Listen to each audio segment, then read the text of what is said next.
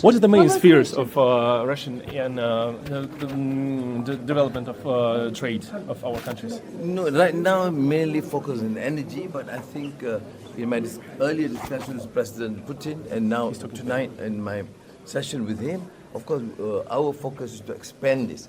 Energy cooperation is of course necessary, but at the same time, the new technology, defense, all fields of collaboration. As I've said repeatedly, our position is independent and to collaborate with all that would benefit our people. At the same time, ASEAN centrality would allow us to then forge better trade, investment, and even cultural relations.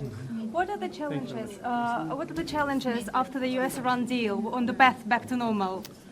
Well, it's for the Gulf countries, the Arab countries, the neighboring countries, and particularly United States and Iran to observe, and it is our role to continue to persuade them.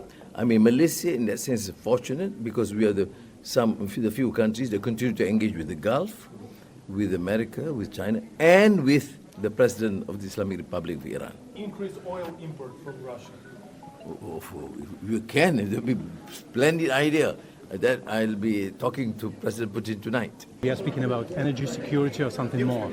No, of course more. The energy security is of course critical. I'm very pleased in my meetings with President Vladimir Putin. Has been very productive. I'm looking forward to another session with him tonight. But at the same time with Tatarstan is also growing because some new areas, energy security, cyber security, and new agriculture and digital technology and research and sciences, collaboration with universities. There's so many areas which we need to expand. Mm-hmm. And if you are speaking about Russian music, Russian songs, so what is your favorite? Well, at my age, music I just appreciate. My children tells me these are good music. I listen and we promote it. Yes, yes.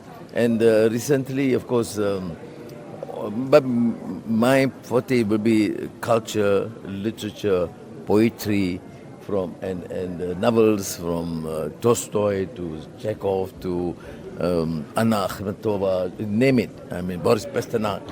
And we publish it, we translate it into our language.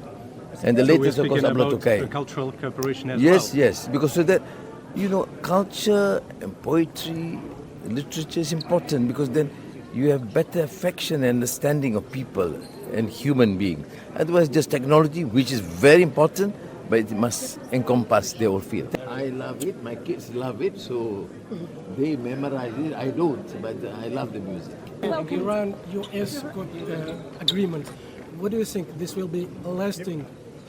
Well, right now it is. No, I'm of course in communications. I've spoken to the earlier with the President of Iran, with the Prime Minister of Pakistan, and leaders in the Gulf, President of Egypt, and also President Erdogan of Turkey. And of course, they are all pushing for amicable resolution, a permanent settlement. And so far, this is the most reassuring news that we get, and we hope that this would last.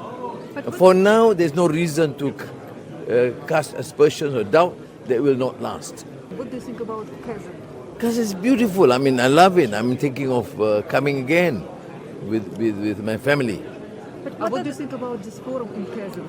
This forum, of course, opened up for understanding because the potential is enormous. Russia and Tatarstan, for example, has enormous potential, but it's not really popularly known. Same thing with ASEAN. It's hardly, there is contact, there's trade, there's business, but the potential is enormous. We are used to our traditional partners. Of course, United States is one, largest investor into Malaysia. We have China, we have India, but Russia, the potential is untapped. I mean, there have been a good beginning, but we need to do more. The Gaza situation has weakened the international system. As we hear, ASEAN, Russia. Do you think this Gaza system is a case where the international community, particularly Europe and the West, are sick, hypocritical and do not honor their so-called democracy, human rights commitment. The others, I think, must raise.